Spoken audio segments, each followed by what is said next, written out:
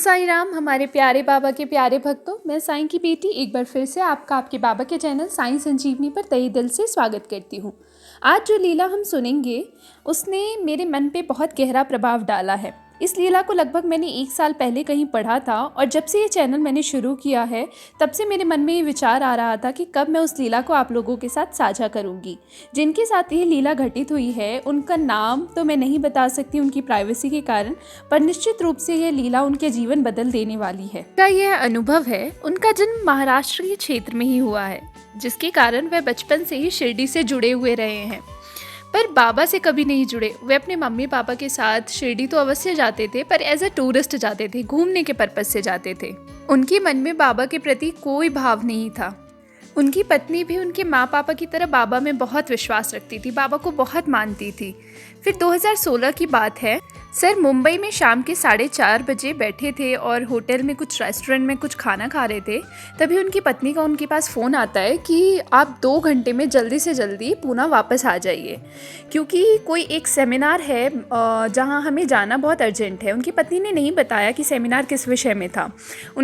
Sir ने बोला कि मैं इतनी जल्दी कैसे आ पाऊँगा, ट्रैफ़िक होता है, मुंबई का ट्रैफ़िक तो वैसे भी बहुत प्रोमिनेंट है। फिर कैसे भी करके उनकी पत्नी के बहुत रिक्वेस्ट करने पर वो वहाँ से चल पड़े और शाम को 7 बजे पूना वापस आ गए। वहाँ से वो लोग 8 बजे 7:30-8 बजे सेमिनार में गए। वहाँ उन्हें पता चला कि वो सेमिनार बाबा के विषय में थी, जहाँ लोग बाबा के विषय में काफ़ी चर्चाएं कर रहे थे, अपनी अपनी लीलाएं सुना रहे थे, बाबा के अनुभव को शेयर कर रहे थे, बाबा की कितनी बड़ी महिमा है, अपरंपार महिमा है, वह जान रहे थे। उनके पति का इसमें कोई इंटरेस्ट नहीं था। उनके शब्द यही हैं कि उन्होंने कहा कि ये सब आप लोगों के लिए होता होगा, मेरे लिए तो कुछ नहीं होता। उनकी एक काफ़ी अच्छे दोस्त थे जो बाबा में बहुत विश्वास रखते थे। उनके आसपास ज़्यादा लोग ऐसे ही थे जो बाबा में विश्वास रखते थे।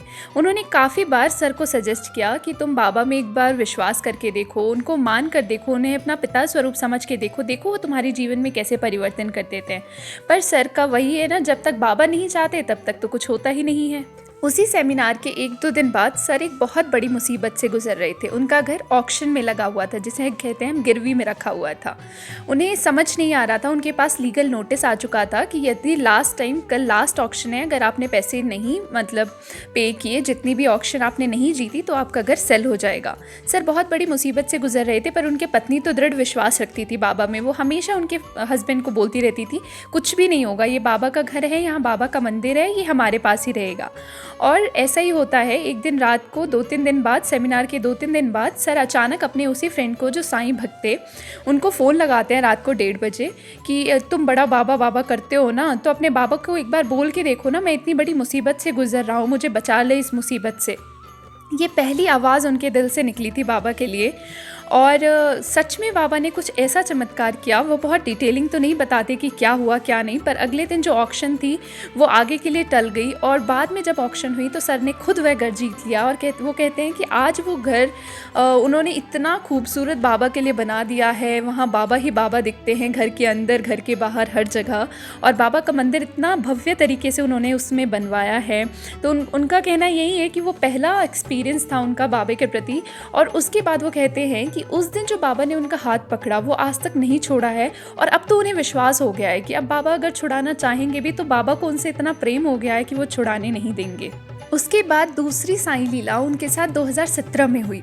होता क्या है कि दिसंबर के एंड में, 2016 के एंड में दिसंबर में, उनके फ्रेंड का, उसी साईं जो साईं भक्त थे उनका फ्रेंड का फ़ोन आता है कि हम ना गोवा में गुरुकुल, साईं गुरुकुल करके एक प्रोग्राम होता है, वो अरेंज कर रहे हैं 3-4 दिन का, जहां हम बैठ के मंदिर में और बाबा के मंदिर में गोवा में और पारायण करेंगे, अखंड पारायण करेंगे, तो तुम उसमें शामिल हो और भाभी जी को भी शामिल करो, मतलब उनकी वाइफ के लिए।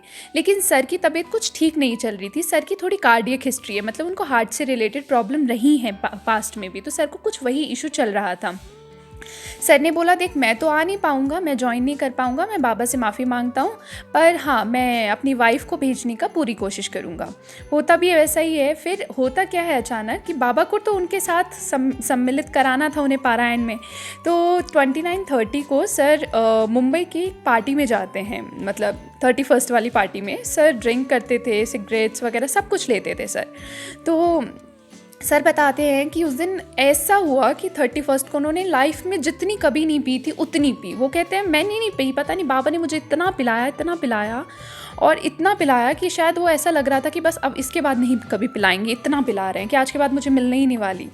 और संयोग देखो कि 31 को मैंने इतनी पी कि 1 तारीख को 2 तारीख को मैं सोता रहा, और 2 की रात को मेरी वाइफ़ ने मुझे उठाया और बोलती हैं कि आप ऐसे कब तक सोए रहोगे, मुझे कल से पारायण शुरू हो रहा है गोवा में, मुझे अर्जेंटली, अब तो कोई फ़्लाइट भी नहीं है, कोई ट्रेन नहीं है, प्लीज़ मुझे लेके चलो।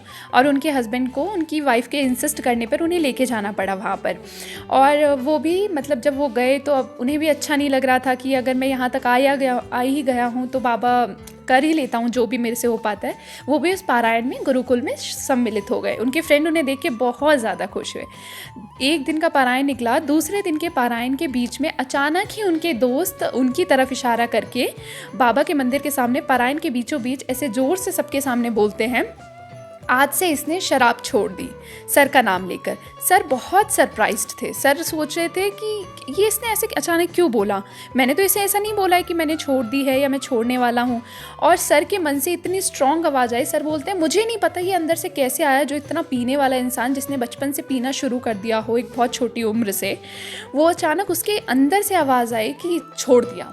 और उसके बाद से सर कहते हैं कि वो दिन है 2017 का और आज है जो आज तक सर ने उसे हाथ तक नहीं लगाया, उनकी इच्छा ही नहीं होती।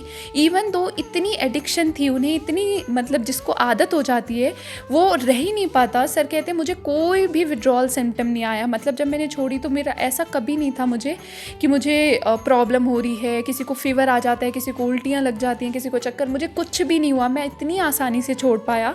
वो बोलते हैं ये कितना बड़ा मिराकल बाबा ने किया उनकी लाइफ में। इसी प्रकार की एक और अद्भुत लीला श्री साईं ने उसी साल अप्रैल में इनके साथ की। साईं ने ठान लिया था कि अपने इस बच्चे को तो मैं सही रास्ते पर लाकर रहूँगा। अप्रैल में फिर से साईं गुरुकुल अरेंज हुआ। सर ने इस बार सोचा था कि मैं नहीं जाऊंगा क्योंकि सर बहुत ज़्यादा ऑक्यूपाइड थे अपने बिज़नेस के काम में, उन्हें आउट ऑफ इंडिया भी जाना था। लेकिन वही है ना, बाबा ने उनको घुमा फिरा के ऐसे वैसे ऐसे करके उनको सम्मिलित करने के लिए बोला कि आप शामिल हो मेरे गुरुकुल में। वह गए वहाँ पर उनके मन में उन्होंने जाने से पहले ही अपनी पत्नी को बोला था कि देखना इस बार मैं सिगरेट तो नहीं छोड़ने वाला हूँ। बाबा ने बहुत मेरे से सब कुछ छीन लिया है, मैं जो भी मैं करता था सब छीन लिया। मैं पार्टी नहीं करता, मैं शराब नहीं पीता, मैं दोस्तों से नहीं मिलता, मैं मंदिर जाता रहता हूँ और अब मैं सिगरेट तो नहीं छोड़ूंगा। कम से कम इस बार देखना मैं बाबा की चाल कामयाब नहीं होने दूंगा। उन्हें वो वही एक बचपने के साथ अपने बाबा के बारे में बोल रहे थे, पर बाबा ने तो अलग ही उनके लिए प्लान करके रखा हुआ था। जब वे गुरुकुल में सम्मिलित होते हैं तो अप्रैल में जो गुरुकुल था उसमें सम्मिलित होते हैं तो उन्हें एक हाउस बोट में लेके जाया जाता है और वहाँ जाकर उन्हें पता चलता है कि वे अपने साथ, मतलब जो इंसान किसी चीज़ का एडिक्टेड होता है तो उनके पास वो अपनी सिगरेट के कार्टन्स वगैरह लेके गए थे होटल में। उन्होंने होटल में रखे तो उन्हें लग रहा था कि हाउस बोट में वो 2-4 घंटे के लिए जा रहे हैं, तो इसलिए उन्होंने अपने साथ सिर्फ 2 ही पैकेट सिगरेट रखे। फिर होता क्या है, वहाँ जाके उन्हें पता चलता है कि हाउस बोट में कि जो हाउस बोट का ओनर है, मतलब जो सेलर है, जो हाउस बोट चला रहा है या जो मैनेजिंग टीम है, वो बाबा के भक्त हैं। और ये सब एक प्री प्लान है और सरप्राइज़ है हम सब लोगों के लिए जो भी गुरुकुल में शामिल थे कि जब हम 3 दिन का इस बार गुरुकुल में पारायण करेंगे वो हम हाउस बोट में ही करेंगे। सर बोल रहे मेरी तो बत्ती एकदम जल गई कि अब क्या होगा मेरा। उन्होंने मन ही मन ऐसे बोला कि बाबा तू बहुत परीक्षा लेता है, बस कर, मेरे से ये नहीं हो पाएगा। उन्होंने जाके उनके पास 1 पैकेट बाकी था, फिर भी डर के मारे उन्होंने पहले से अरेंज करने के लिए जो भी हाउस बोट पे जो भी वेटर थे, जो भी लोग थे, जो भी बोट के मैनेजिंग वगैरह, सबको बोला कि मैं आप लोगों को डबल ट्रिपल पे करने के लिए तैयार हूँ, आप मेरे को सिगरेट ला के दो और अगर सिगरेट नहीं भी मिलता है मैं बीड़ी से भी अपना काम चला लूँगा। आप समझ लें उनकी तलब कितनी स्ट्रॉन्ग थी। और फिर सर ने बोला, वहाँ पे जो टीम थी उसने बोला सर आज तो हम अरेंज नहीं कर पाएंगे लेकिन कल परसों तक, कल हम आपको ला के दे सकते हैं। हुआ वही, नेक्स्ट डे वो सर के लिए लेकर आ गए सिगरेट वगैरह के पैकेट और डबल ट्रिपल पैसे लेके उनको सर को दे दिया। सर को तो एडिक्शन थी, सर को तो पैसे का कोई इतना नहीं था। फिर सर का कैसे सर बोलते हैं उनका काम 3 दिन तक चल गया। 3rd डे जब उनका पारायण पूरा हुआ वो हाउस बोट से बाहर निकल कर आए और सब लोग बस की ओर जा रहे थे वापस मुंबई जाने के लिए। तो सर अचानक जब भी हाउस बोट से जो भी हाउस बोट का ओनर था उससे हाथ मिला के सब लोग बस की ओर जा रहे थे। सर ने जैसे ही हाउस बोट के ओनर से हाथ मिलाया, सर के अचानक हार्ट में बहुत तेज़ पेन शुरू हुआ। अब सर की 2 एंजियोप्लास्टिक सर्जरी हो चुकी है, मतलब हार्ट की सर्जरी हो चुकी है। तो सर को सेम उसी प्रकार का पेन शुरू हुआ और सर के शरीर से इतना पसीना भीगने लगा, निकलने लगा। सर बोलते हैं ऐसा लग रहा था मुझे देख के कि मतलब विदिन मिनट्स 5 मिनट के अंदर ही मेरा शरीर ऐसे भीग गया जैसे किसी ने मेरे ऊपर 3-4 बाल्टी पानी उड़ेल दिया हो। मैंने तुरंत सर बोलते हैं कि उन्होंने तुरंत गाड़ी की चाबी मांगी, जो भी हाउस बोट के ओनर थे उनसे। हाउस बोट के ओनर को लगा कि वो कुछ गाड़ी मतलब कोई गिफ्ट वगैरह गाड़ी में रखेंगे, इसलिए वो चाबी मांग रहे हैं। पर उनके चेहरे का हाव भाव देख के उनकी पत्नी, उनके फ्रेंड जो थे साईं भक्त, जिन्होंने उन्हें इस सब में इन्वॉल्व किया, वो समझ गए कि इन्हें कुछ प्रॉब्लम हो रही है। सर इतनी तेज़ गाड़ी की ओर भागे, जो उस ओनर की गाड़ी थी उनकी ओर, और जाके गाड़ी ऑन करके गाड़ी का एसी ऑन करके वो उसमें लेट गए। उनकी पत्नी ने, हालांकि उन्होंने किसी से कुछ बोला नहीं था क्योंकि उन्हें टाइम ही नहीं मिल पाया, पर सब लोगों ने सेंस कर लिया था कि सर को कुछ प्रॉब्लम हुई है। सब उनकी तरफ भागे। सब ने देखा कि उनकी कंडीशन एकदम मतलब पहले जैसे हो चुकी है। मैम की आंखों से आंसू गिर रहे थे, पर सर ने उस समय एक स्टेटमेंट बोला मैम को कि अरे मैंने बहुत पाप किए और अभी भी मैं पाप ही कर रहा हूँ, तो बाबा मुझे इतनी जल्दी तो नहीं बुलाने वाले, एटलीस्ट वो जब तक मुझे ठीक नहीं कर देंगे तब तक तो नहीं बुलाएंगे। तो ऐसे उन्होंने स्माइल करके बोला, मतलब वो मौत उनके सामने खड़ी थी, फिर भी वो डर नहीं रहे थे क्योंकि उन्हें समझ आ रहा था कि बाबा उनके साथ खेल कर रहे हैं।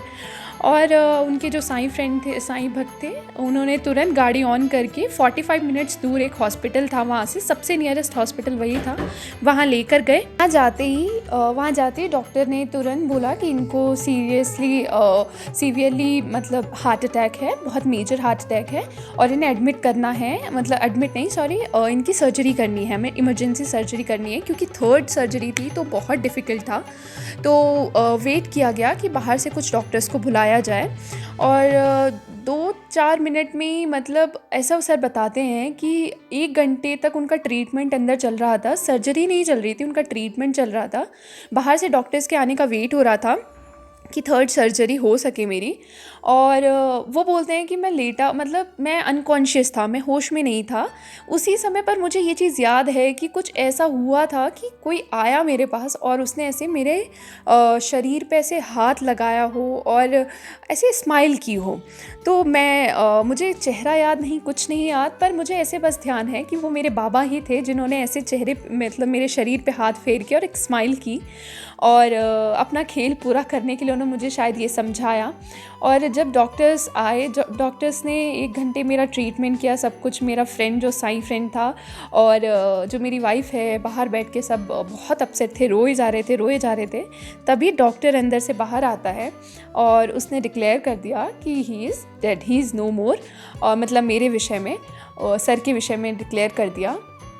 तो सर बताते हैं कि उनकी वाइफ़ और उनके फ्रेंड को अंदर जब भेजा गया वो बॉडी से मिलने के लिए, वो बॉडी बन गई थी। 4 मिनट तक सर की ना पल्स थी, ना हार्ट रेट था, ना बॉडी में कोई गरमाई थी। सब ने मतलब the death certificate was going to make, मतलब डेथ सर्टिफिकेट डॉक्टर ने बनने के लिए रख दिया था, स्टैम्प लगाने की देरी थी। 4 मिनट तक, यू कैन अंडरस्टैंड कि 4 मिनट कितनी बड़ी चीज़ होती है। जो वेंटिलेटर था वो निल हो गया था, स्ट्रेट लाइन चल रही थी। सब ने एक्सेप्ट कर लिया था, उनकी वाइफ, उनके आसपास जो भी लोग थे, सब ने एक्सेप्ट कर लिया कि सर चले गए। And everyone was crying hard, सब इतनी ज़ोर ज़ोर से चिल्ला के रो रहे थे जैसे किसी अपने के जाने के बाद इंसान दुखी हो जाता है। पर उनके जो साईं फ्रेंड थे, उनके अंदर बाबा ने इतनी अद्भुत शक्ति दी हुई है कि वो तब भी, उनकी पत्नी बताती हैं, सब उनकी पत्नी बताती हैं कि तब भी वो एक स्माइल थी उनके चेहरे पे। स्माइल मतलब बहुत लाइट सी स्माइल, रोना तो कहीं से भी कहीं तक नहीं था। और शायद उन्हीं का जो विश्वास था बाबा के प्रति कि इसे कुछ नहीं हुआ, ये सिर्फ हमारा टेस्ट कर रहा है, उन्हें वापस आना पड़ा सर को। 4 मिनट के बाद सर की पल्स चालू हो जाती हैं और हार्ट रेट बढ़ जाता है उनका, एकदम इतनी तेज़ी से बढ़ जाता है। और मुश्किल से 10 मिनट बाद ही, 15 मिनट बाद ही, जब डॉक्टर्स जो सर्जरी के लिए आने वाले थे दूर से और दूसरे हॉस्पिटल से, उन्हें वो आते हैं और उन्हें चेक वगैरह करते हैं, तो पता चलता है कि उन्हें सर्जरी की कोई ज़रूरत नहीं है। एक छोटा छोटा सा ब्लॉकेज था जिसे हम मेडिसिन के थ्रू, इंजेक्शंस के थ्रू निकाल सकते हैं। और मतलब सर बताते हैं कि वो जो अरेस्ट था या 4 मिनट तक उनकी पल्स रेट बंद थी, उसके बाद लगभग 1-1.5 घंटे बाद ही सर खुद से उठ के टॉयलेट जाता है, बिना किसी सहारे के, बिना नर्स के, बिना किसी भी प्रॉब्लम के। और उसी दिन, सेम दिन शाम को सर डिस्चार्ज हो जाते हैं कुछ मेडिसिन के साथ। और जब वहाँ पे बिलिंग के लिए लेके जाया जा रहा होता है, जब उनकी वाइफ वहाँ बिलिंग करने गई हॉस्पिटल में, तो पता चला कि बिलिंग के नाम पर भी बिल आया है सिर्फ 50 रुपीज़ का। क्योंकि और इसका रीज़न जब उन्हें पता चला तो वो सच में जो उनका एक विश्वास था कि ये सब बाबा का खेल है, बाबा की लीला, वो साबित हो गई। वह एक साईं चैरिटेबल हॉस्पिटल था जहाँ पर लोगों की सेवा की जाती है, बाबा के भक्तों का इलाज किया जाता है। और यह मतलब उनकी जो एक लीला थी, ये साईं लीला, ये इतनी अद्भुत है कि हमारा विश्वास और दृढ़ कर देती है। और इस सब के बाद हमें यही सीख मिलती है कि अगर बाबा ठान लेना कि मुझे अपने इस बच्चे को सही करके मानना है, तो फिर हम और आप कोई नहीं होते उसे जज करने वाले कि वो गलत है, वो शराब पीता है, वो ऐसा करता है। जिस दिन बाबा उसे अपने शरण में ले लेंगे ना, फिर कुछ नहीं जाता, मतलब फिर तो बाबा को जो करना है वो वही करेंगे। इसी बात के साथ मैं ये अनुभव समाप्त करती हूँ। वीडियो थोड़ा लंबा हो गया है, प्लीज़ पर सुनिएगा, आपको अच्छा लगा होगा ये वीडियो ज़रूर। ये लीला बहुत अद्भुत थी, आपको ज़रूर पसंद आई होगी। अगर आप भी इसी प्रकार की कोई लीला हमारे साथ साझा करने चाहते हैं तो ये आपके बाबा का चैनल है, आपका बहुत बहुत वेलकम है। कॉन्टैक्ट डिटेल्स मैंने आपको दे दी हैं। ओम साईं राम। श्रद्धा व सबूरी हमेशा बनाए रखें।